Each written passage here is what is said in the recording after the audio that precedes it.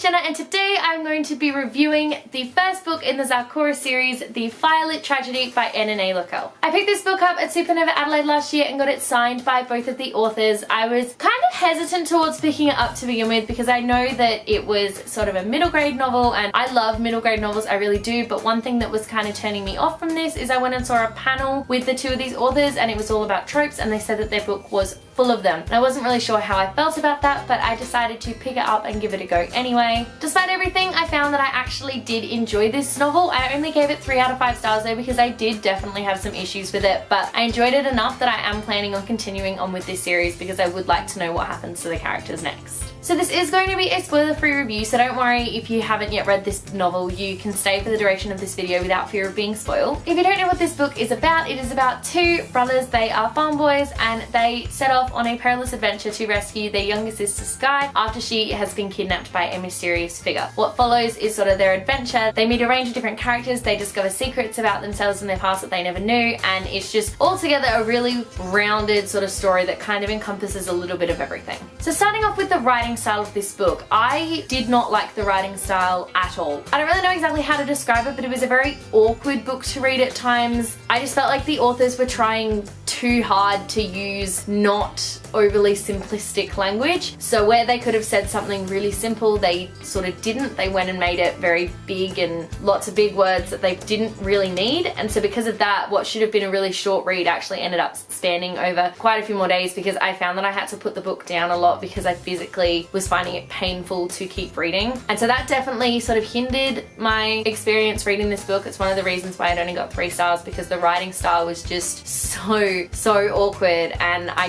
feel like they needed to have done like another edit. I feel like I was reading like only the second draft or something, so yeah, I wasn't a fan of the writing style at all. So for an example of why I didn't enjoy the writing style, there were literally moments in the novel where I'd be reading through a paragraph and halfway through the paragraph it would change point of view from one character to another. So basically I never really knew whose point of view I was reading from, and that made it quite jarring to read. I will say though that both of the authors have done an incredible job with the world building. I really felt like I knew exactly what was going on in FYRELIT. I thought I could see everything. I did really enjoy that. I enjoyed the very vivid images that they conjured up in my mind. So that was really nice to see the sort of world building. Like I said, it kind of encompasses a little bit of everything. So we got to see a little bit of ocean life, we got to see a little bit in the forest, we got to see a little bit of mountain climbing and snow. I sort of struggled to get a sense of what FYRELIT really looked like because there were so many different elements sort of all piled in together, but I found that I did really enjoy it, so I really liked the world building in this book. Unfortunately, I didn't particularly like any of the characters, mainly because there was no character development for any of them, or at least it felt to me like none of them had any character development whatsoever. So the two farmers that we meet Neelik and Irvin. All the names in this book were, again, I sort of felt like they were going over the top to be different. So all the names, I really struggled to say a lot of them because they were just so different. Not in a bad way exactly, just in a you probably could have made this a little bit simpler sort of way. So the two main characters, of course, yeah, we have Neelik and we have Irvin. Neelik is the older brother, Irvin is kind of the younger one, and I never really got the sense that either of them knew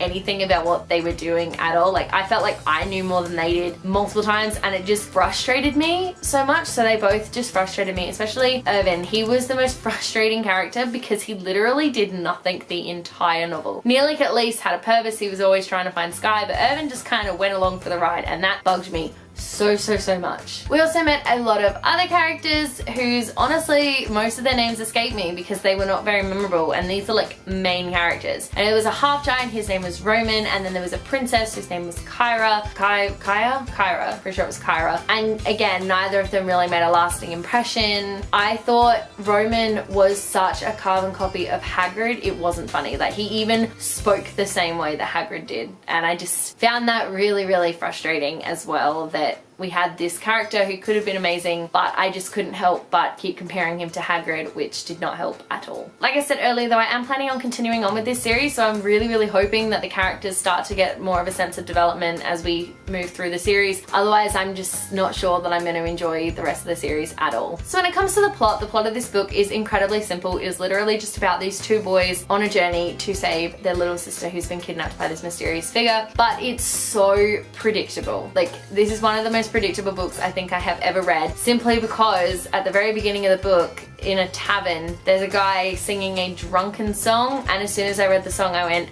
that is exactly how the book's going to end, because it was basically a prophecy through song that no one picked up on, but I picked up on it straight away. So I knew exactly what was going to happen. I knew when we were going to get new characters. I knew where they were going. I knew what ZARKORA was. I knew who'd kidnapped Sky. I knew exactly what the big secret reveal was going to be, but I still enjoyed reading about it and learning about it and seeing the characters coming to terms with what they were finding out, but it was so predictable. You pretty much don't even need to read the book to know exactly what's going to happen. It was that predictable. I'm not saying that the predictability was a bad thing, mainly because I was expecting it, because the authors had said that they used a lot of tropes in their novels. I sort of went, okay, so I know what's going to happen, but because I expected it, I didn't mind so much that it was so predictable, but I would have liked some sort of like not predictable thing. There was one thing that was kind of unpredictable, and that was like right at the end of the novel, but I thought it was so unnecessary that I just kind of pretend that that part didn't happen because it was so unnecessary. So all in all, I ended up giving this book a 3 out of 5 stars. Like I said, I did have a lot of issues with it, but honestly, I did still enjoy it. I thought it was a great book. So this is actually the first ever self-published book that I have read, and honestly, the more that I learn about self-publishing and the more that I talk to authors about it, I am definitely not going down the self-publishing route. I think that if I'm going to get a book published, I want it to be with a proper publishing company, proper editor, someone who will stop me from making lots of mistakes like I think these guys did. But I really did end up enjoying this book. I thought it was a very nice little middle grade read. I don't recommend it to anyone probably over the age of 12 or 13 because I can guarantee you will probably not enjoy this book at all. And even then, for kids that are 12 or 13, only read this book if you're really okay with very awkward writing styles, because this book was so awkward. Thank you for watching my book review of The FYRELIT Tragedy. Let me know in the comment section below if you have read this book, which I can guarantee I will not find anyone who has read it, because I didn't even know this book existed. I've literally never seen it in stores before until I went to Supernova. So if you have read it, I will be incredibly curious to know exactly what you thought and also how you managed to get your hands on it. If you like this video, be sure to give it a huge thumbs up and don't forget to subscribe to my channel so you don't miss a thing. Stay random. Bye.